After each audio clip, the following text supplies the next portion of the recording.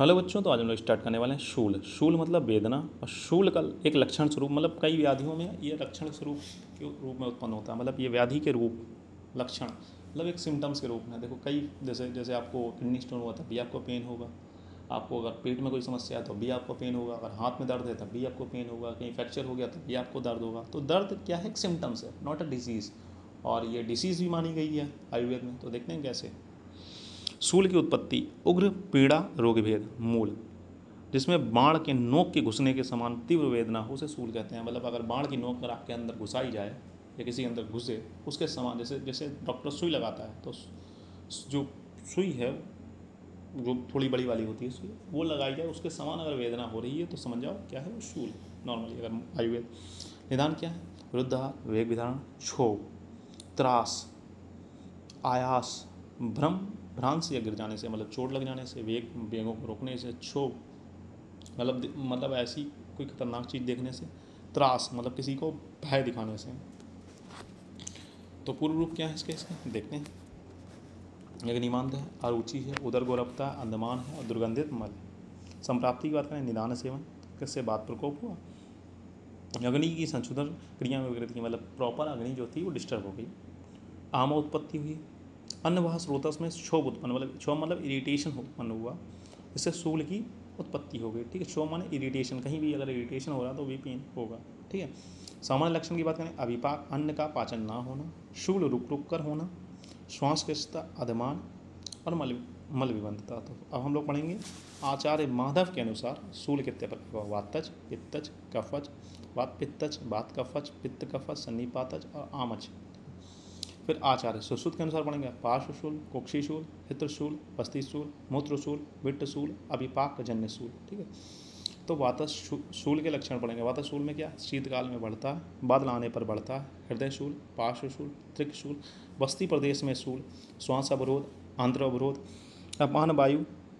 अपान वायु मल मूत्र की को बड़ी कठिनता से त्यागता है। संप्राप्ति क्या है? घटक क्या है? इसके दोष हैं। बात अधिष्ठान है हृदय, पाश, पृष्ठ, स्रोतस है अन्नवाह स्रोतस। ठीक, पित्तशूल के लक्षण अगर हम लोग बात करें, तृष्णा, मोह, दाह, स्वेद का दिखाना, भ्रम और चोस। मैंने क्या क्या आपको बताया था कि यदि समय कॉमन रहेगा, दाह, स्वेद अधिक, तृष्णा और भ्रम।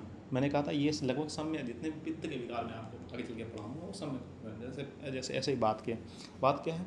शीतकाल में बढ़ता है, पार्श्वशूल, बस्ती प्रदेश में शूल, ठीक है, हृदय शूल, पार्श्वशूल और त्रिकशूल, ये लिख सकते हैं। ठीक है, नॉर्मली जितने भी जीआईटी से रिलेटेड डिसऑर्डर्स होंगे उनमें। ठीक है, कफज, हल्लास, सदन, आरुचि, कास, अमाशय स्तब्धता, कोष्ठ उदर में गुरुता, भोजन के उपरांत शूल। ठीक है, अधिष्ठान कहाँ है इसका? अमाशय है।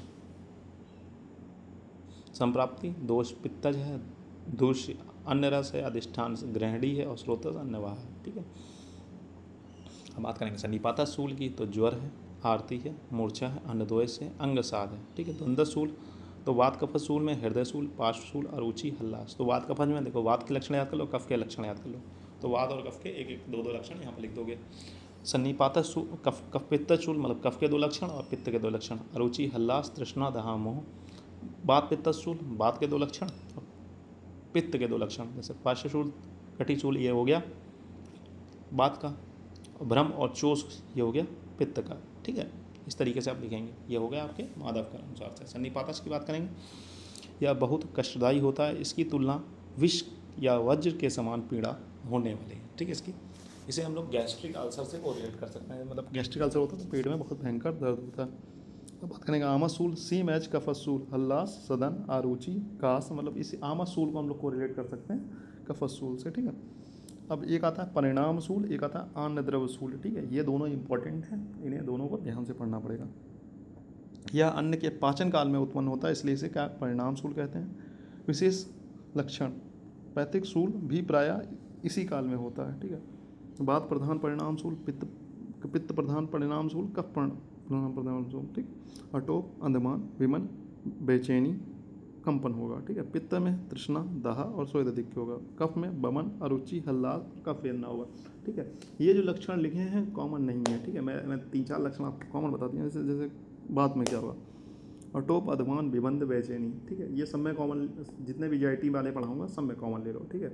ये सब में लिखना ही लिखना है, ठीक है। नॉर्मली देखो टीचर ये देखता है कॉमन चीज़ें याद करो 4-5, वातज पित्तज कफज की। मैंने जो तरीका बताया वातज पित्तज कफज के कॉमन निदान बता दिए थे आपको। जरा सही था, निदान स्थान शुरू किया था, वहाँ पर वाले निदान याद कर लो, ठीक है। यहाँ पर 4-5 लक्षण बता दे रहा हूँ, लक्षण जो कॉमन है वो याद कर लो, ठीक है। कॉमन याद करोगे तो सब में लिखते जाओगे, कोई प्रॉब्लम नहीं होगी, वरना ऐसे रटते रटते सुबह हो जाएगी, नहीं याद होगा, ठीक है। According to modern peptic ulcer और ड्यूडनल अल्सर, अन्नद्रव सूल, सूल भोजन पचने के समय उत्पन्न होता है या भोजन ना पचने पर भी सूल उत्पन्न हो जाता है, इसका कोई नित्य काल नहीं, इसलिए इसे यह एक त्रिदोष व्याधि, ठीक है। उसके बाद क्या करें, अन्नद्रव, फिर हो गया कुच्छी सूल, वायु कुच्छी में प्रकोपित अग्नि को अवरुद्ध कर तब भोजन पाचन नहीं होता, और मल अपवक्ष अवस्था में प्रकृत अवस्था में रहता है और सूल करता है। तो हृदय सूल कफ पित्त द्वारा वायु अवरोध होकर रस के साथ मूर्छित दोष हृदय में शूल उत्पन्न करता है। वस्ती सूल मूत्र अवरोध से वायु प्रकोपित आवृत होकर रहती है, तब वस्ती वंक्षण नाभि प्रदेश में शूल होता है। मूत्र शूल वायु मेद तथा ओज को पीड़ित करते हुए मूत्र अवरोध उत्पन्न करके नाभि वंक्षण और पार्श्व में शूल उत्पन्न करता है। पुरुष शूल वृक्षाहार सेवन वायु प्रकोपित होगी, मल अवरोध होगा, पुरुष शूल होगा।